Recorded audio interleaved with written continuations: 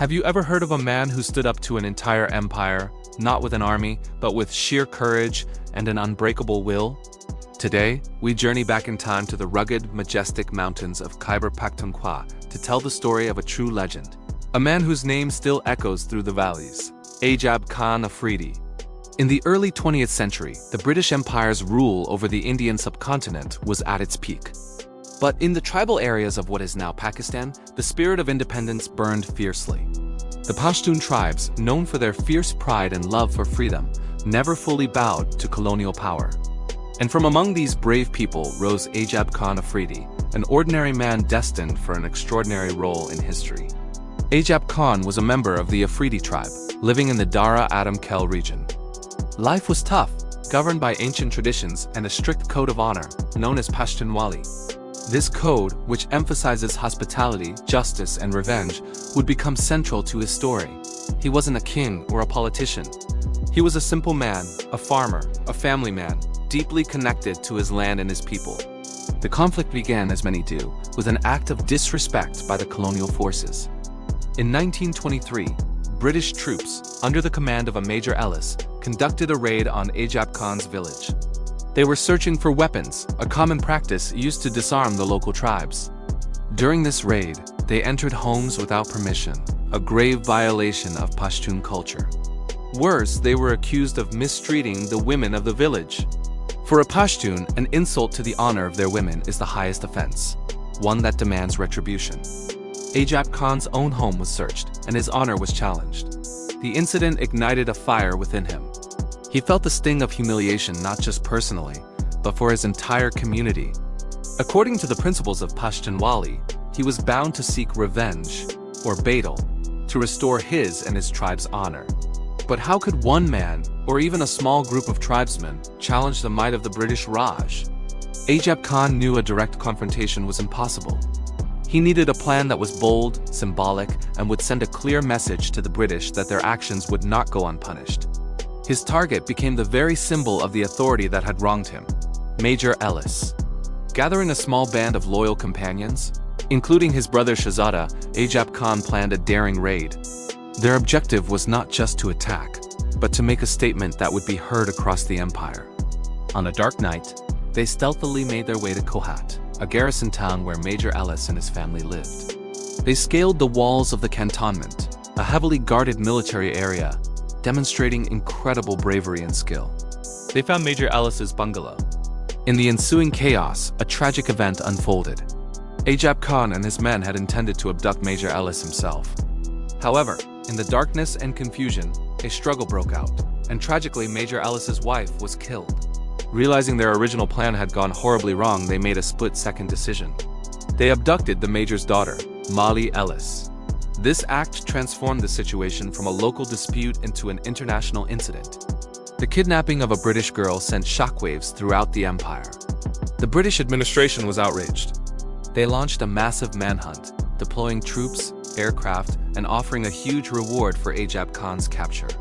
The entire tribal territory was put under immense pressure. Ajab Khan and his men retreated into the treacherous terrain of the Tira Valley.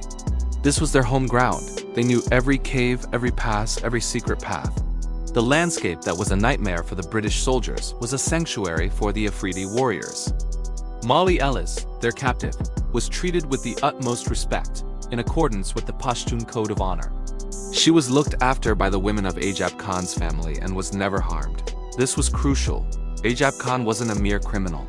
He was acting on a code that, while foreign to the British, was sacred to him. He wanted justice, not cruelty. As the days turned into weeks, the British intensified their search. They bombed villages and put pressure on tribal elders to hand over Ajab Khan. But the Afridis stood united. They saw him not as a kidnapper, but as a hero who had dared to stand up for their collective honor. His legend grew with each passing day. He became a symbol of resistance, a folk hero. The situation was a stalemate. The British couldn't capture Ajab Khan, and he couldn't hold Molly Ellis forever. Negotiations began. Prominent figures, including Sir Abdur Qayyum, a respected Muslim political leader, and even some British sympathizers, acted as intermediaries. Ajab Khan laid out his terms. He demanded an apology for the raid on his village, the return of confiscated weapons, and amnesty for himself and his men. The British government, desperate to secure Mali's safe return and avoid further embarrassment, eventually agreed to some of the terms. After weeks of tense negotiations, Mali Alice was released unharmed. She was returned safely, and her own accounts later confirmed that she had been treated kindly during her captivity. What happened to Ajab Khan? While the British may not have given him a formal public apology, his point was made. He had successfully defied the empire and lived to tell the tale. He and his family eventually crossed the border into Afghanistan, where they were given asylum. He never returned to his ancestral home but lived out the rest of his days as a free man, a hero in the eyes of his people. The story of Ajab Khan Afridi is more than just a tale of revenge and kidnapping. It's a powerful story about cultural clashes, honor, and the struggle for dignity against overwhelming odds. He is remembered not for the act of abduction itself, but for the reasons behind it. He became a symbol of Pashtun defiance against colonial oppression. His actions, though controversial, highlighted the deep cultural misunderstandings and the arrogance of the colonial power. His legacy lives on in the folk songs and stories of Khyber Pakhtunkhwa. He is celebrated as a Ghazi, a champion of the faith and a defender of his people's honor. Films have been made about his life, and his name is synonymous with courage and resistance. He reminds us that history is often written by the victors, but the stories of those who resist, those who fight for their dignity, never truly die. They are passed down from generation to generation, inspiring those who continue to fight for justice and freedom.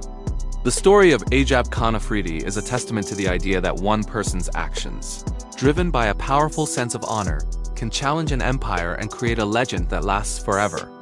Thank you for joining us on this journey into the heart of Pashtun history. If you found this story as fascinating as we did, please hit that like button, subscribe to our channel, and ring the bell so you don't miss our next exploration into the unsung heroes of the past.